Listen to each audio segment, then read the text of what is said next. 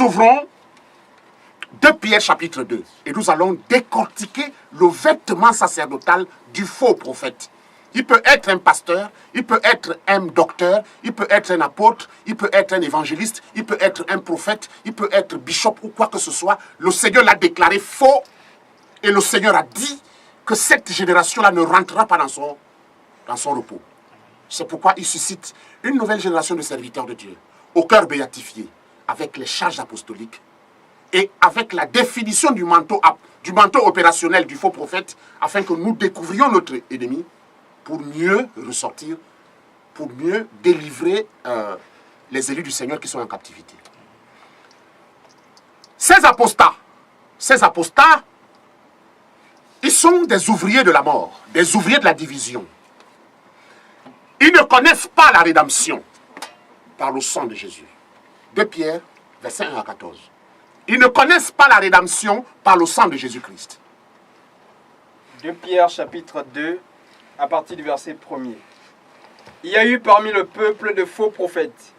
Il y aura de même parmi vous de faux docteurs, qui introduiront sournoisement des sectes pernicieuses, et qui, reniant le maître qui les a rachetés, attireront sur eux une ruine soudaine.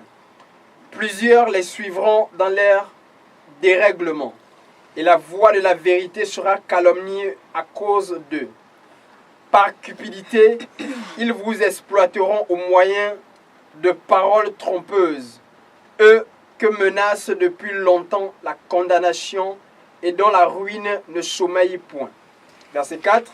Car si Dieu n'a pas épargné les anges qui ont péché, mais s'il les a précipités dans les abîmes de ténèbres et les réserve pour le jugement, s'il n'a pas épargné l'ancien monde, mais s'il a sauvé 8 personnes dont Noé, ce prédicateur de la justice, lorsqu'il fit venir le déluge sur un monde d'impies, s'il a condamné à la destruction et a réduit en cendres les villes de Sodome et de Gomorrhe, les donnant comme exemple aux impies à venir, et s'il a délivré Lot, le juste, profondément attristé de la conduite de ces hommes sans frein dans leur dérèglement.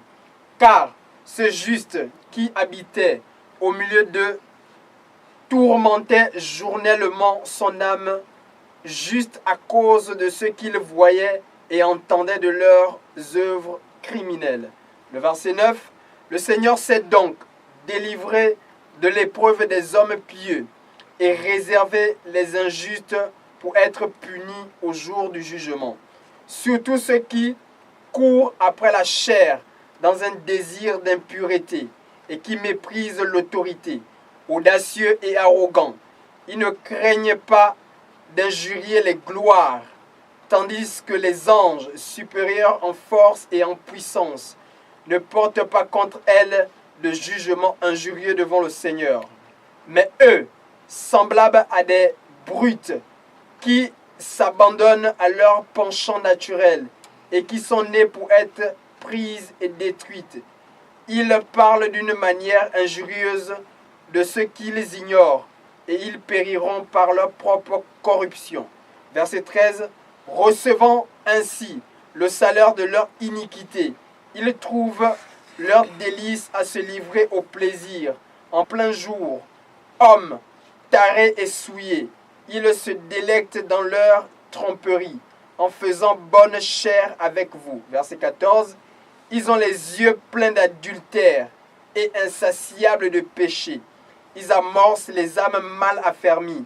Ils ont le cœur exercé à la cupidité. Ce sont des enfants de malédiction.